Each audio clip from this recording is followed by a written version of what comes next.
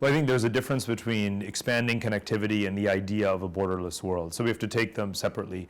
Connectivity continues to expand relentlessly. While you sleep, new fiber optic internet cables are laid down on the ocean floor, new bridges and tunnels are built between countries and across borders, new stock exchanges form mergers with each other, more people get on airlines and fly, Air Asia has more flight connections, Emirates has more flight connections. Connectivity increases relentlessly. More mobile phone subscriptions are switched on, whether it's the 100 million that was done within a 4-month period by Reliance Jio, I think in India, or elsewhere in the world. So connectivity is expanding massively. It is the most reliable thing in this uncertain world, is in fact that connectivity continues to expand no matter what.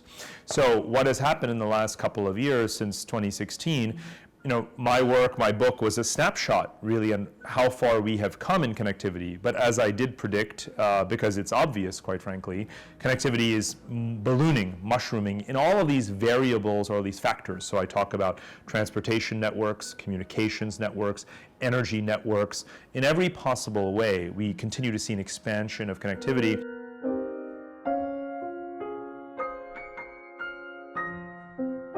First of all, I love the theme. And it was one of the concluding lines of my talk was, this is how, more connectivity is how we put Humpty Dumpty back together again, but how the world, how global society comes to be more than the sum of its parts. Global society is about 8 billion individuals. We are divided into about 200 nations. Connectivity is how you rebuild how you build a global society through connectivity, overcoming those divisions.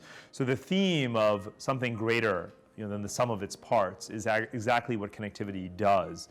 It does it in countless ways, but what I try to do is make concrete what those ways are. Again, transportation, energy, communications, and the consequences of all of that connectivity for a world that feels very divided and is politically very divided. But there's a big difference between the political geography of division, which is, as I point out in the talk and in my work, it's not the natural order of things. There's a lot of confusion around this idea of a world that is politically divided, a world that is protectionist, a world with migration barriers, phenomena like Brexit, Trump, populist movements, whatever the case may be. That doesn't undermine the thesis of greater connectivity, right? So for example, Serbia can put up a fence on the one hand to prevent certain migrants from coming in, but it can also be applying to join the European Union and building a new highway across its neighbor Montenegro to reach the Adriatic Sea at the same time. So you cannot say that, oh, this is a country that is becoming less connected. Right? You are looking at one variable, one point in time, one issue, and people make that out to be the sum total of that nation's fate. Brexit is the easiest example to look at because everyone is familiar with it. Britain is not less connected. Britain is one of the most connected societies and countries and economies in the whole world, and it continues to be. There are probably more planes landing at Heathrow Airport, there are more foreign students in the UK, there's more foreign investment coming in, all of these things year on year than the year before.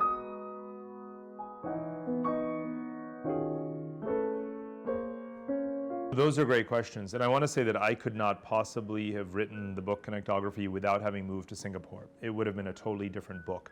By moving to a connected city in a region that's getting more connected, that is home to half the world's population, you get a very different perspective on things. What if I were still living in London, as we did before, or New York before that, and I had that Anglo-American view and that pessimism, quite frankly, about the world that pervades those societies today? It would not have turned out to be the same. I might have called the book Anti-Connectivity, right? So when you move to Singapore and you travel around Asia and you see this region that represents so much of the world population getting more and more connected, it totally shapes the way you think. So the learning curve has been immense. And I'm very confident about Asia because if you just look at history, recent history in 50-year chunks, America led the world in infrastructure investment and its investments worldwide for the better part of the 20th century. Europe, because of the devastation of World War II, spent the most on infrastructure in the post-war decades, especially Germany. Now we've entered the phase over the last 20, 30 years, primarily driven by China, but now the rest of Asia as well. Japan also, of course, post-war decades, Korea, some of the Asian tiger economies. Then came China. So now all of Asia is investing in infrastructure, investing in connectivity. You see more trade agreements, you see the Belt and Road, the Asian Infrastructure Bank, all of these reforms to Asianize Asia through connectivity.